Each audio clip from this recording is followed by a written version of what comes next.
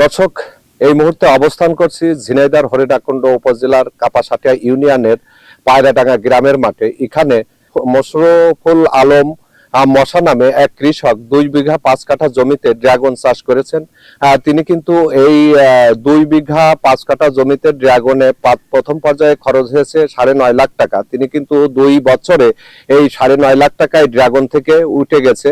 এখন কিন্তু তিনি এই 4 বছর এই ড্রাগন চাষটা আছে, এই 2 বছর ড্রাগন বিক্রি করেছেন। এই ড্রাগন বাগান থেকে তার কিন্তু এই পর্যন্ত 5 লাখ টাকা বিক্রি করেছেন।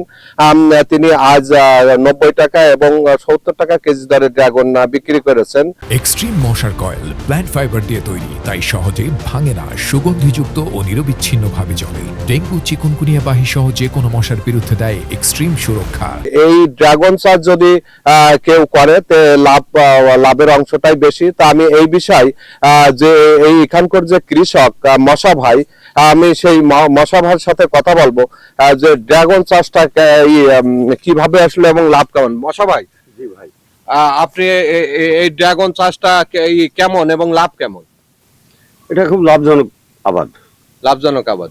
জি, কেউ যদি করে কি লাভ হবে তার? প্রথম পর্যায়ে আমরা যে খরচটা করছি এই খরচটা এখন আর নেই। আমরা একটা চারা কিনছি 25 টাকা এবং 27 টাকা, আর এখন এমনিই পাওয়া যাচ্ছে।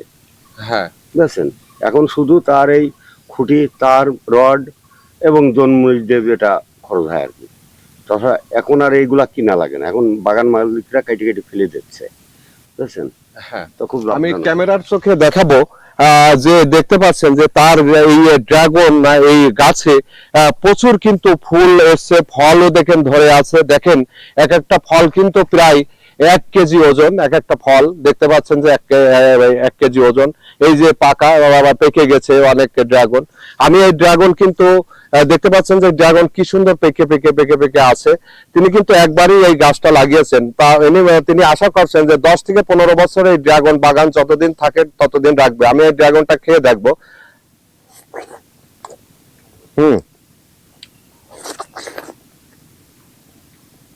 এই ড্রাগন যেমন সুস্বাদু তেমন মিষ্টি এবং দেখছেন যে লাল টকটকে। ড্রাগন শরীরের জন্য ভালো উপকারী একটা ফল। এটা বিদেশি ফল, এখন আমাদের দেশেই পাওয়া যাচ্ছে। তা এই ছিল আমার কাছে মশা ভাইয়ের ড্রাগন বাগানের সর্বশেষ।